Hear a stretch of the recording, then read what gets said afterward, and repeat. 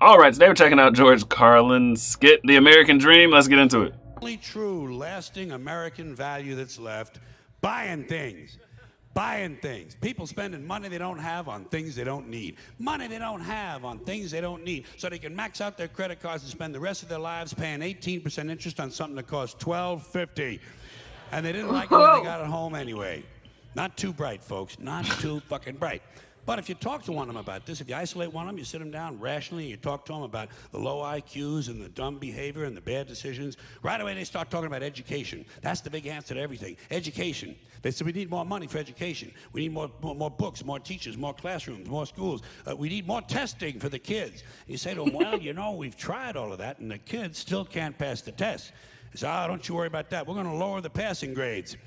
That's what they do in a lot of these schools now. They lower the passing grades so more kids can pass. More kids pass, the school looks good, everybody's happy, the IQ of the country slips another 2 or 3 points, and pretty soon all you need to get into college is a fucking pencil. Is that a pencil? Get the fuck in there, it's physics.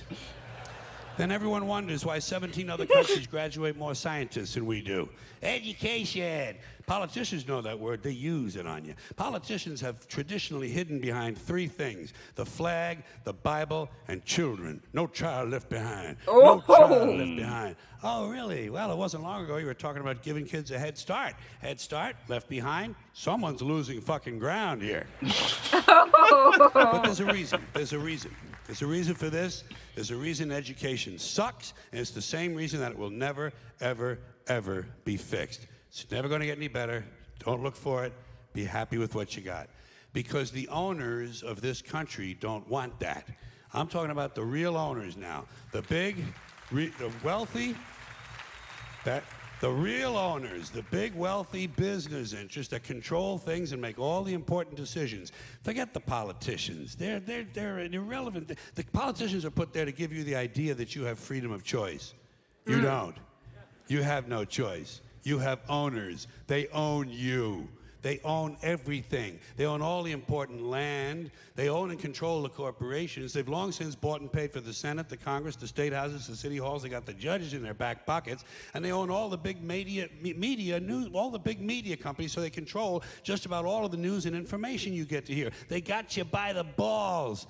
They spend billions of dollars every year lobbying to get what they want.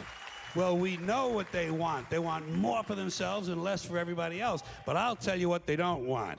They don't want a population of citizens capable of critical thinking. They don't want well-informed, well-educated people capable of critical thinking. They're not interested in that. That doesn't help them. That's against their interest. That's right. You know something? They don't want people who are smart enough to sit around the kitchen table and figure out how badly they're getting fucked by a system that threw them overboard 30 fucking years ago. They don't want that. You know what they want? They want obedient workers. Obedient workers. People who are just smart enough to run the machines and do the paperwork, and just dumb enough to passively accept all these increasingly shittier jobs with the lower pay, the longer hours, the reduced benefits, the end of overtime, and the vanishing pension that disappears the minute you go to collect it. And now they're coming for your Social Security money. They want your fucking retirement money. They want it back, so they can give it to their criminal friends on Wall Street. And you know something? They'll get it. They'll get it all from you sooner or later, because they own this fucking place. It's a big club, and you ain't in it. You and I are not in the big club. And by the way, it's the same big club they use to beat you over the head with all day long when they tell you what to believe. All day long, beating you over the head in their media, telling you what to believe, what to think, and what to buy. The table is tilted, folks. The game is rigged. And nobody seems to notice. Nobody seems to care. Good, honest, hard-working people, white collar, blue collar, doesn't matter what color shirt you have on. Good, honest, hard-working people continue. These are people of modest means. Continue to elect these rich cocksuckers who don't give a fuck about them. They don't give a fuck about you. They don't give a fuck about you. They don't care about you at all. At all. At all. Yeah. You know? And nobody seems to notice, nobody seems to care. That's what the owners count on, the fact that Americans will probably remain willfully ignorant of the big red, white, and blue dick that's being jammed up their assholes every day. Because the owners of this country know the truth. It's called the American dream, because you have to be asleep to believe it. Dang. It hurts. It hurts. What he said. What? Because it's getting rammed. Oh. No, it hurts to think about. It's so true. It's so true. The whole, like, corporations run the country. It's not really the politicians. And they tell you what to believe, and it's like politicians don't do the bidding of their people, their constituents. They do the bidding of corporations. Right. You know what I mean? Right. It's like, oh, that actually hurts to think about. Right, and I mean, this was, like, cool because it's a comedy skit, but it was, like, informational. Yeah. But it wasn't a conspiracy theorist. Yeah, it wasn't. Like, what? I liked it. I wish I had a grandpa like him. Can you imagine, like, family dinners and he'd be cutting up, like, all you idiots. Like, right? That'd be great. Oh, man. A1 comedy. I thought George Carlin was a magician. I never heard of this George Carlin. See, I've seen this one before, but it's been so long ago I kind of forgot. So it was, like, refreshing to hear it again. Yeah. It was like hearing it for the first time. But I knew the ending, like the punchline at the end. I knew it was coming. Like the American dream, you had to be asleep to believe in it. What do you think about that? Do you think you had to be asleep to believe in the American dream?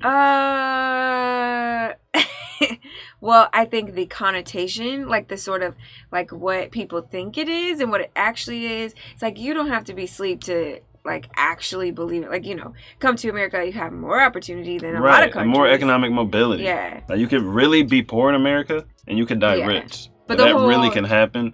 But it doesn't mean our government's not corrupt. Right. You'd have to be asleep to think our government is just doing things for the betterment of other countries, trying to save this country and save that country. Like, no, they want oil and resources and to control pipelines and all these things. It's not like we have a benevolent government. Right. But you can really, you can change classes in America, and that's hard in other countries. Right. So I'm like that part of it, I definitely think that, I mean, there's definitely like more opportunity and stuff, but I mean, I think we still have propaganda. Like, I think we still have a lot of, you know, subversion, like a lot of things that have been sold to us that are just like horrible distractions and lies, you know, but. So I think like a lot of people will criticize the American dream because it's like 2 kids in a white picket fence and we're all so happy, and it's like, yeah, that's definitely. Yeah, that's not the American dream. The American dream is just you have an opportunity to jump classes. You're not stuck in the class that you're born in. I don't know. Tell me, man, what do you know? What do you know? Me and my boys on the road. You to go. She told me, boy, you to go. Like, I don't know. But I don't know.